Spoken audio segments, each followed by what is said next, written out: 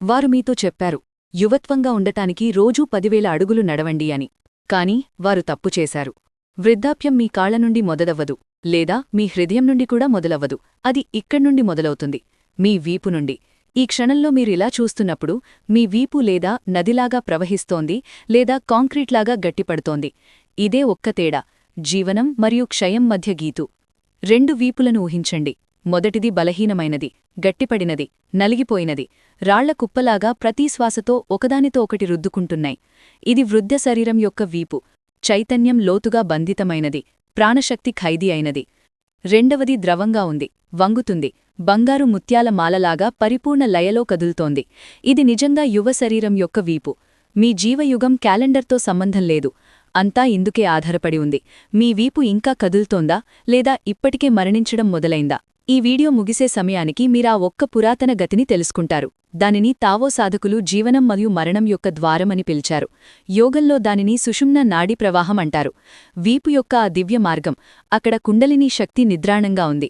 మీ వీపులో దాగి ఉన్న స్విచ్ అది నిర్ణయిస్తుంది, మీరు ముందుకు వృద్ధులవుతారా, లేదా చైతన్యం వైపు పూర్తిగా జాగృతులవుతారా. ఇప్పుడు వినండి, వారు మీకెప్పుడూ చెప్పనిది. మీ మెదడు ఒక బంగారు ద్రవంలో తేలుతోంది. పురాతన ఋషులు దానిని అమృతధార అని పిలిచారు.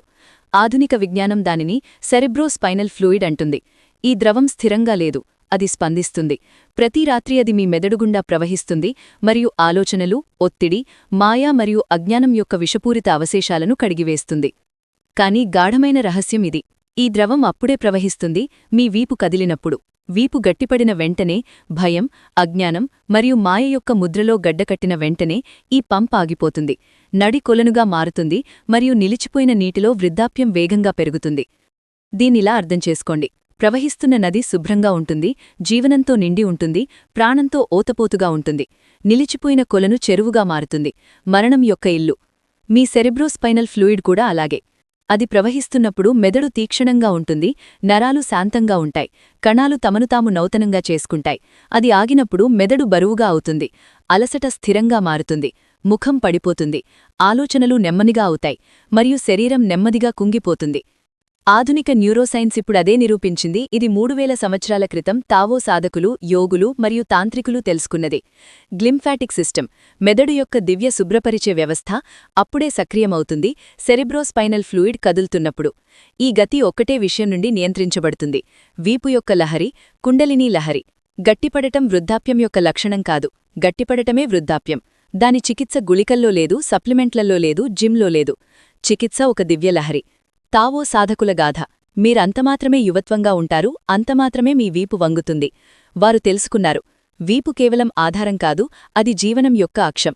భారతీయ తాంత్రిక మరియు యోగ సాంప్రదాయంలో వీపు ఆ పవిత్ర నాళం, అక్కడ నుండి ప్రాణశక్తి మూలాధార చక్రం నుండి సహస్రారం వరకు చేరుతుంది. వీపు ద్రవంగా ఉన్నప్పుడు ప్రాణరాహిత్యంగా ప్రవహిస్తుంది, చైతన్యం విస్తరిస్తుంది. వీపు గట్టిపడినప్పుడు ప్రాణం ఇరుక్కుపోతుంది, శరీరం లోపలి నుండి ఎండిపోతుంది. ఆత్మ ఖైదీ. ఇది రూపకం కాదు, ఇది శుద్ధ శరీర శాస్త్రం. ఇప్పుడు మూవ్మెంట్ సైన్స్ మరియు న్యూరోబయాలజీ దీన్ని పూర్తిగా ధృవీకరిస్తాయి. వీపు యొక్క గతిశీలత నేరుగా ఆటోనామిక్ నర్వస్ సిస్టమ్ను నియంత్రిస్తుంది. అంటే మీ శరీరం ఒత్తిడి యొక్క చీకటిలో ఉందా, లేదా ఉపచారం యొక్క కాంతిలో ఉందా. కదిలే వీపు పారాసింపథెటిక్ నర్వస్ సిస్టమ్ను సక్రియం చేస్తుంది. శరీరంలో ఉపచారం, పునరుజ్జీవన సంకేతాలను నింపుతుంది. గట్టిపడిన వీపు మిమ్మల్ని ఫైట్ ఆర్ ఫ్లైట్ స్థితిలో ఉంచుతుంది. మంట, కణీయ వృద్ధాప్యం, మానసిక క్షయం మరియు చైతన్యం సంకోచం వేగవంతం చేస్తుంది. ఎవరు 120 నుండి 150 సంవత్సరాలు జీవించారో వారు క్రాస్ఫిట్ చేయలేదు, మ్యారథాన్ పరుగలేదు. వారు రోజూ తమ వీపును కుండలినీ లహరిలో కదిపారు మరియు వారి శరీరం మృదువుగా, బలంగా, అమరంగా ఉండింది. మీకు జిమ్ అవసరం లేదు, మీకొక గంట అవసరం లేదు. మీకు కావాల్సిందల్లా కేవలం 3 నిమిషాలు. మీకు కావాల్సింది ఒక దివ్యలహరి. నేను దానిని ఇప్పుడే ఇస్తున్నాను. దీనిని స్పైనల్ వేవ్ అంటారు, కుండలినీ జాగరణ వేవ్ అంటారు. కొన్ని సాంప్రదాయాల్లో దీనిని క్యాటపిల్లర్ మోషన్, సర్పశ్వాసం లేదా సుషుమ్నా లహరి అంటారు. ఇది ఒకే ఒక్క గతి. ఇది జీవ గట్టిపడటాన్ని తిరిగి మార్చి మెదడును యువత్వం యొక్క స్వర్ణ అమృతంతో నింపగలదు. వివరణాత్మక మార్గదర్శనం. మీరు నిలబడి, కూర్చుని లేదా పడుకుని కూడా చేయవచ్చు.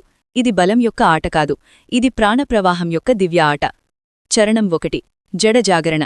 కాళ్లను భుజాల వెడల్పుతో ఉంచండి లేదా కుర్చీలో ముందుకు కూర్చోండి. కళ్ళు మూసుకోండి. 3 లోతైన శ్వాసలు తీసుకోండి. ఉజ్జాయి శ్వాస. మీ బరువును భూమిలోకి దిగజారుతున్నట్లు ఫీలవ్వండి. చరణం 2. Pelvis tilt. ఇప్పుడు నెమ్మదిగా పెల్విస్ను ముందుకు వంచండి. ఎముకను లోపలికి మరియు ముందుకు సమీకరిస్తున్నట్లు. నడుము చదునుగా అనిపిస్తుంది. ఇది క్రంచ్ కాదు, ఇది కుండలిని యొక్క ప్రారంభ జాగరణ.